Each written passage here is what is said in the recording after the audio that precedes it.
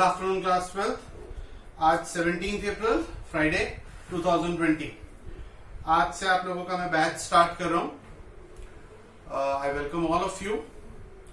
बहुत दिन हो गए होंगे, आप लोग सोच रहे होंगे कि अब आगे पढ़ाई कैसे की जाए। तो इन्हीं बातों को देखते हुए I have started classes for 9th and 10th from 1st of April around, या शायद 30th March I have started taking classes of 9th and 10th। उसमें मुझे काफी सक्सेस मिली और काफी बच्चों ने मुझे मोटिवेट किया और काफी टीचर्स ने भी मोटिवेट किया और मुझे बताते हुए बहुत खुशी हो रही है, क्योंकि आप सब मेरे स्टूडेंट्स हैं तो शायद आपको भी खुशी होगी कि अराउंड 5000 व्यूज जो हैं मेरे वीडियो लेक्चर्स के अभी तक हो चुके हैं।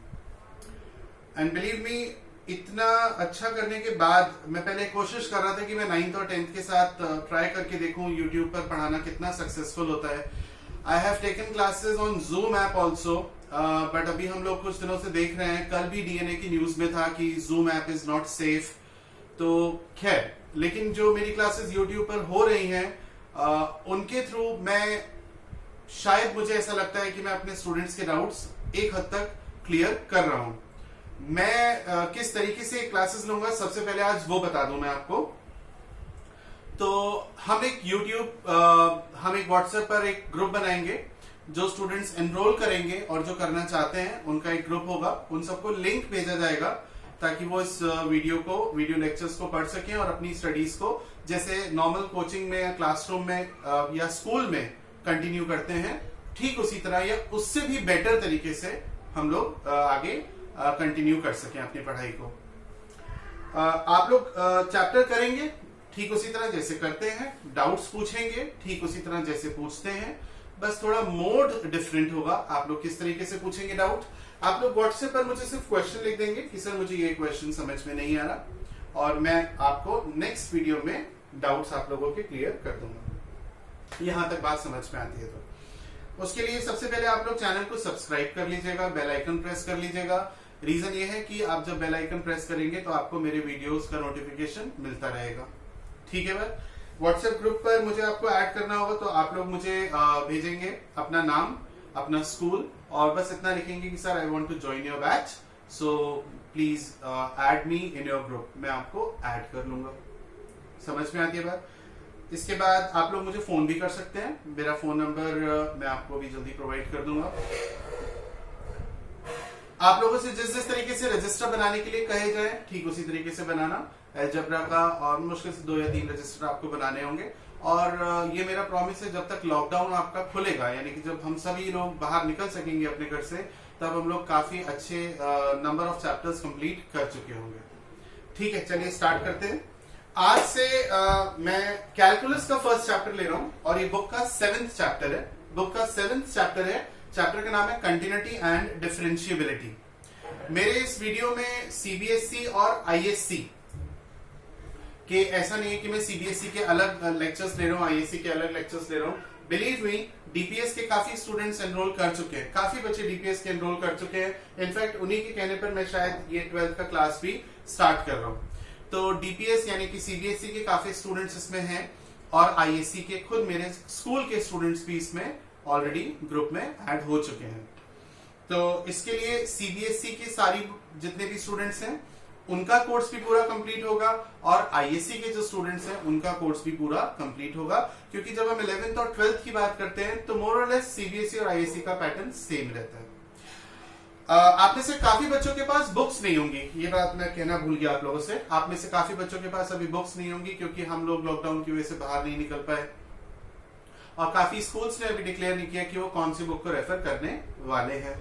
तो आप लोग बुक की बिल्कुल चिंता नहीं करेंगे। मैं आपको व्हाट्सएप ग्रुप पर अपने हाथ के खुद के बनाए हुए नोट्स जो है पीडीएफ फाइल पर आप लोग वो भेजूंगा। आप लोग वो क्वेश्चंस करेंगे, और ज्यादा प्रैक्टिस के लिए मैं आपको बुक की एक्सरसाइज की भी फोटो क्लिक करके भेजूंगा उनके आंसर्स के साथ साथ। तो मेरी तरफ से कोशिश रहेगी कि आप लोगों को प्रॉब्लम ना हो, और आप लोग अपनी तरफ से जितना कर सकते हैं अपने लिए वो करिएगा। टाइम मत वेस्ट करिएगा और अपनी पढ़ाई में आज से लग जाइएगा। ठीक है, चलिए स्टार्ट करते हैं। So first I am taking the chapter continuity and differentiability. ठीक है, this is the first chapter of calculus and 7th chapter of the book. ठीक है, चलिए आगे बढ़ते हैं। सबसे पहले समझते हैं what is continuous function. Continuous function होता क्या है? कंटिन्यूअस फंक्शन क्या होता है? So what is continuous function?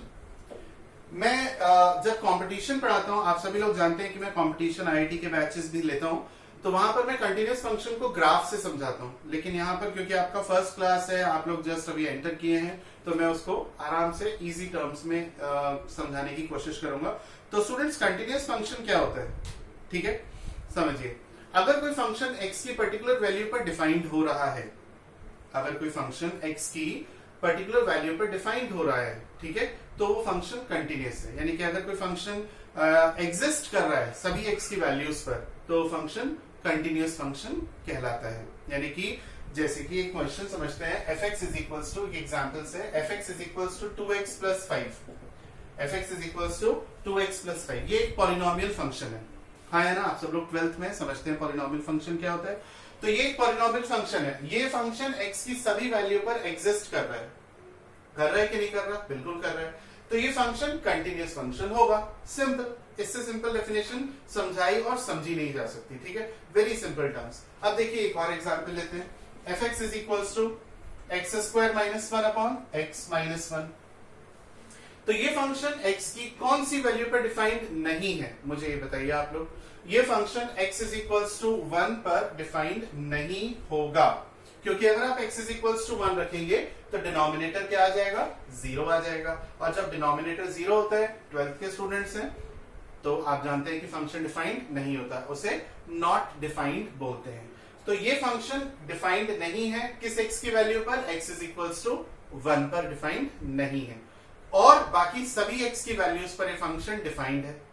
ठीक है, तो अगर पूछा जाए find the point of discontinuity, find the point of discontinuity, तो आप बोलेंगे at x is equals to 1 this function is not defined, otherwise this function is defined for all the other values of x। समझ में आती है बात? चलिए आगे बढ़ते हैं।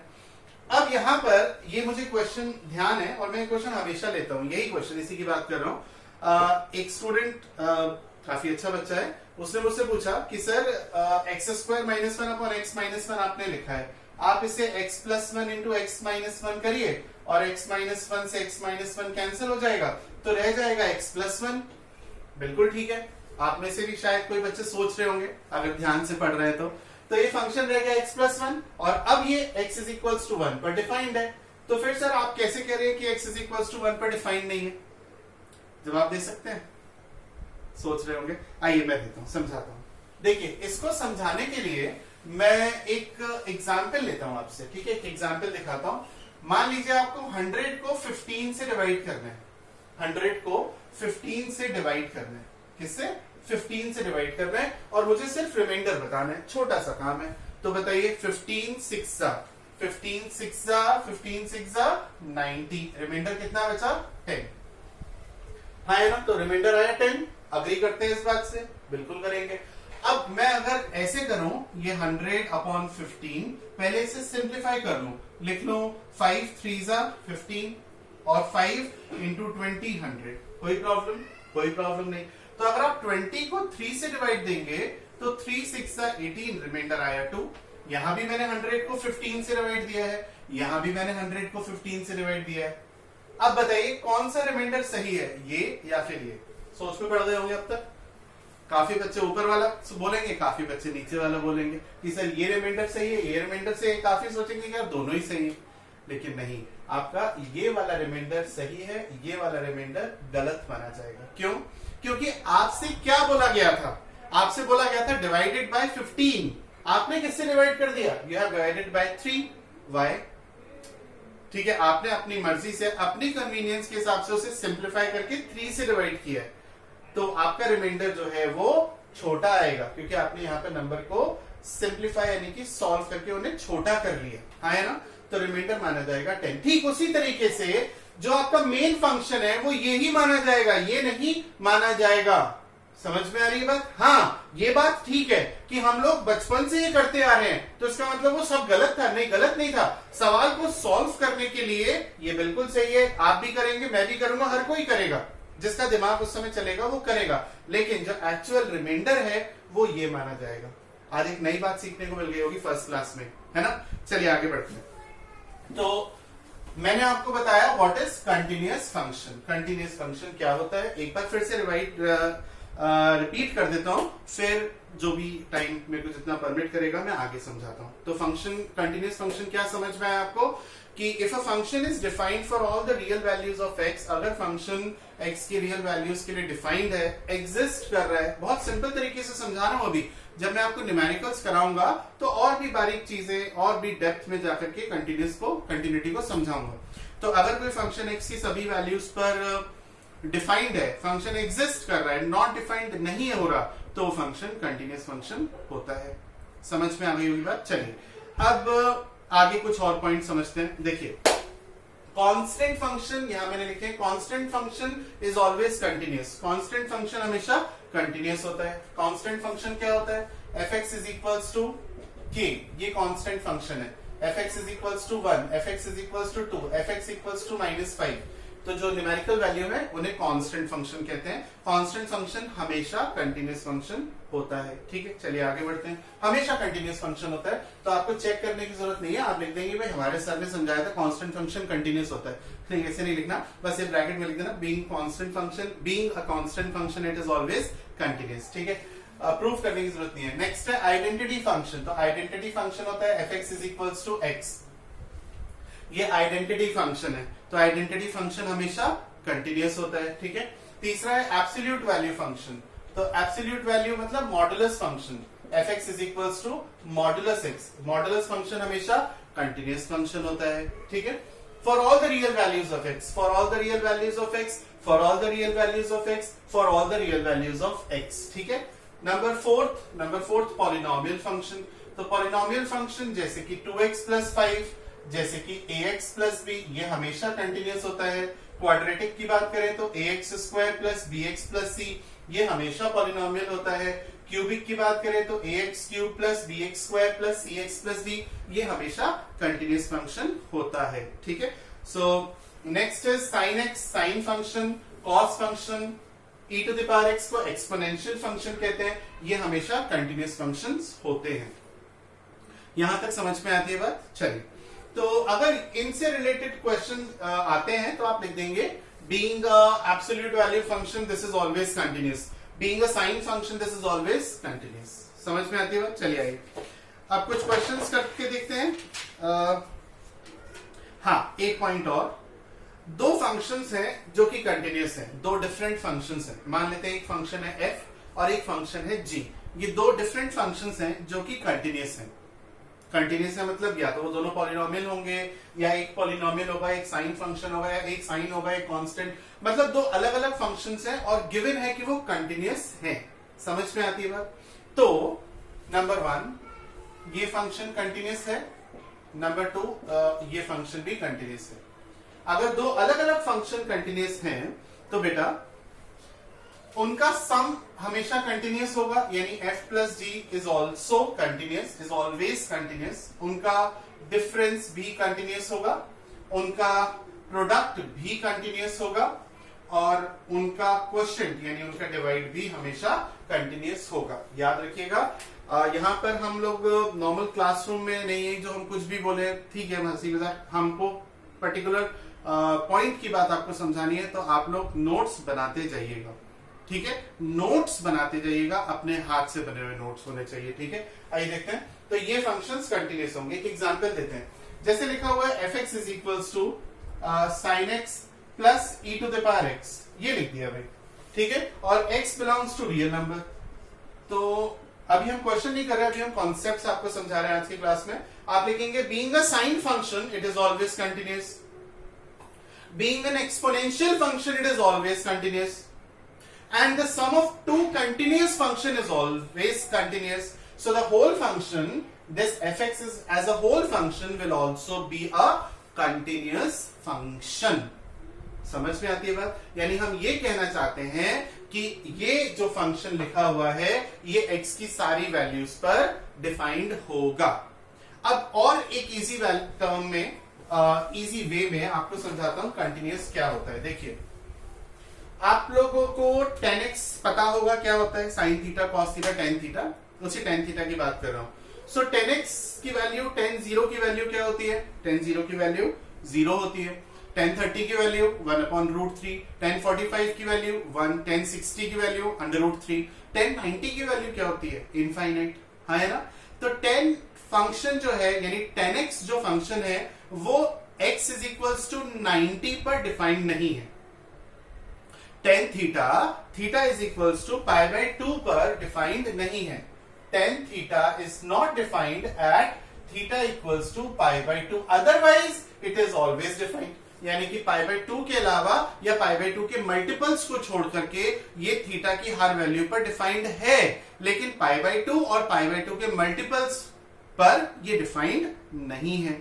समझ में आती है बात? अब बताइए साइन किस पर डिफाइंड नहीं होगा? साइन फंक्शन हमेशा डिफाइंड होगा, क्योंकि साइन 0 या साइन 90 ये भी डेफिनेट होता है। साइन 0 की वैल्यू 0 होती है, 0 एक डेफिनेट नंबर है। साइन 90 की वैल्यू 1 होती है, 30 की वैल्यू आपको पता होगा, 45 पता होगा, 60 पता होगा। तो sine theta is continuous for all the real numbers. tan theta 90 या 90 के मल्टीपल्स पर डिफाइंड नहीं है, इसलिए tan थीटा जो है वो कंटिन्यूअस फंक्शन नहीं है π/2 और π/2 के मल्टीपल्स पर। ठीक है, समझ में आती है बात? तो आज की क्लास मैंने इंट्रोडक्शन के पॉइंट ऑफ व्यू से रखी थी, किस तरीके से मैं क्लासेस लूंगा। आप में से काफी स्टूडेंट्स परेशान थे कि सर क्या कैसे कर पाएंगे। कुछ पेरेंट्स के भी मेरे पास फोन आ रहे थे कि sir how will you run the classes, because nowadays yesterday we have seen that Zoom app is not safe and secure, so they were asking sir how will you conduct the classes।